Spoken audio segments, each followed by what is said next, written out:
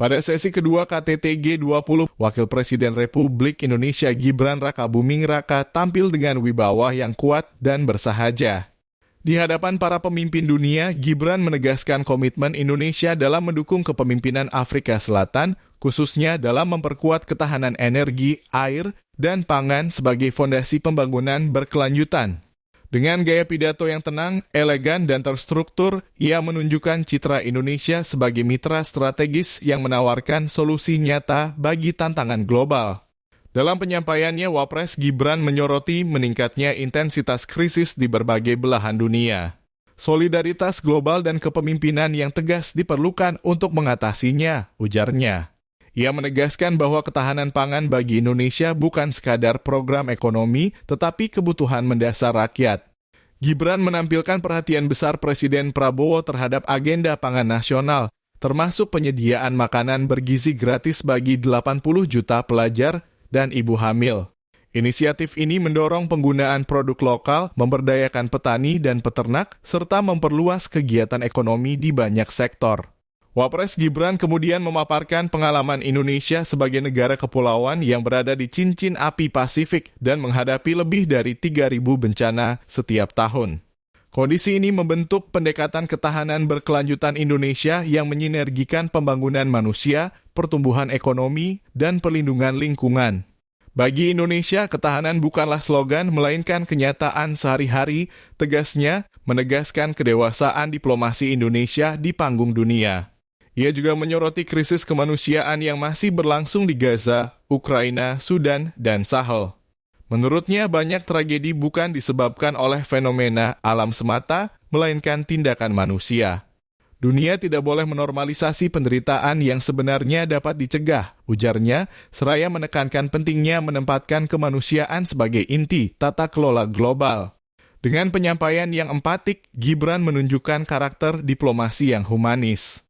Menutup pidatonya, Wapres Gibran menegaskan bahwa G20 yang mewakili 85% PDB dunia memiliki tanggung jawab moral untuk memberi teladan.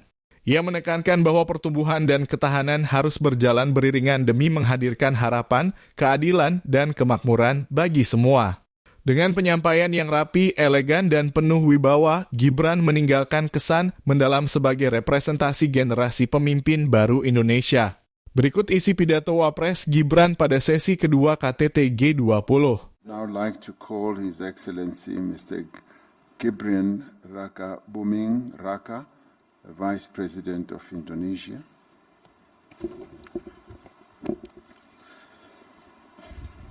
Your Excellency, President Ramaphosa, Excellencies, leaders of G20 countries, in many parts of the world, crises are intensifying.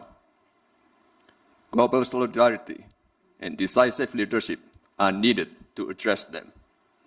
Indonesia commands South Africa's leadership in advancing energy, water, and food security.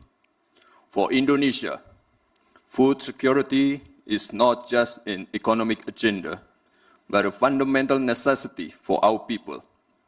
For that reason, the President of Indonesia is focusing on the food security and free nutritious meals for 80 million students and pregnant women as strategic investment. That promotes the use of local products, empowering farmers and livestock breeders while expanding economic activity in many areas. On the other hand, as an island nation located in the Pacific Ring of Fire, Indonesia faces more than 3,000 disasters every year, from earthquakes, floods, to volcanic eruption.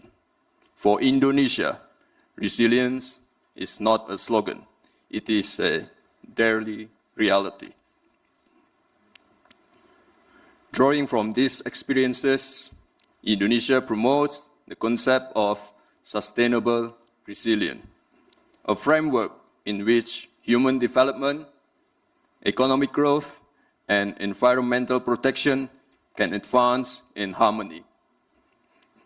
Excellencies, today's disasters are not only natural, many are the results of human action.